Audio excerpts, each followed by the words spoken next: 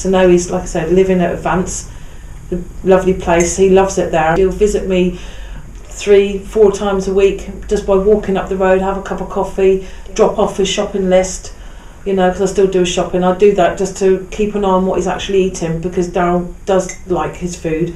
So yeah, I just tend to do that. And it helps me to still be a bit connected, I suppose, and not actually having Advance doing all of it. He wasn't a troubled teenager as such. He was just frustrated, I think. It was just, the autism, and couldn't express himself. He wasn't very nice sometimes to his sisters. He was a bit of a bully towards his sisters, wasn't he? Yeah, but like you said, I think that's down to normal teenage emotions and mood swings, coupled with him not understanding what was going on as well. Yeah. And that was obviously quite stressful for him. But on the very flip side to that, he was lovely and loving and caring, and you could sit down, you could play a game with him. I think with me as well, I was always concerned about what the future held. What's he got? When he was 16, what's he going to be like when he's 21? Where is he going to be at 21? Is he is he going to be in a relationship? Is he ever going to have children? Is he going to be in a flat of his own or a house of his own? I think that's always valuable. I think to have that rapport and relationship with families that you will listen and take on board what they've got to say, and any good things that you can glean from that. I think Darryl feels listened to. So Darryl, when he came, kept saying he wanted a job, didn't he? That was his key thing. So we kind of looked at different options, and then found we rallied around, didn't we? We went to all sorts of different agencies, companies. Rung everything we could think of, all things around what Darryl would enjoy.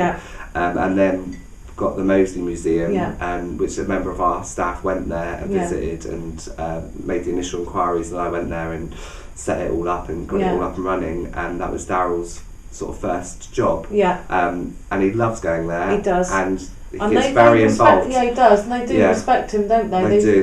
They really value him as part of the team there.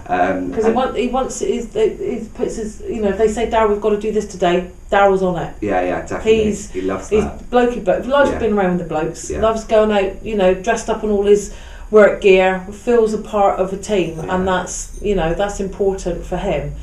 That he's out with the men. Yeah, but what's really lovely there as well is that it's a museum for sort of old toys and trains and things. And Darryl loves his Connects and his Lego and all his things. Models. And they actually did it in the summer. They did an exhibition for Darryl, all Darryl's stuff, and incorporated it in the museum, which he wanted to go to every day. So he rang me up saying, I need more support at the weekend, so I need to be there. So we kind of looked at giving him extra support so he could go there whilst the exhibition was on, so he could talk about his models and talk to people. So it's all those kind of things that are really lovely. Yeah, definitely. The same as now at Heather Lane, going on the tractor and things like that. He drives the tractor. He loves the tractor. So it's all very much, everything's it's person-centred, which is everything's around him and what his wishes were, and we've kind of managed to do a programme around that for him, which is great. So I think in the future, hopefully, Darryl will still be getting listened to, and everything will be centred around him, everything that happens and all the decisions. What I've noticed is he's grown in confidence an awful lot, having this extra independence. He seems to take, if he's been a bit brash towards anybody, he understands people more, I think. Much more. Like, there's no way, going back 5 years ago, he would have had an exhibition in a museum. He'd be too worried.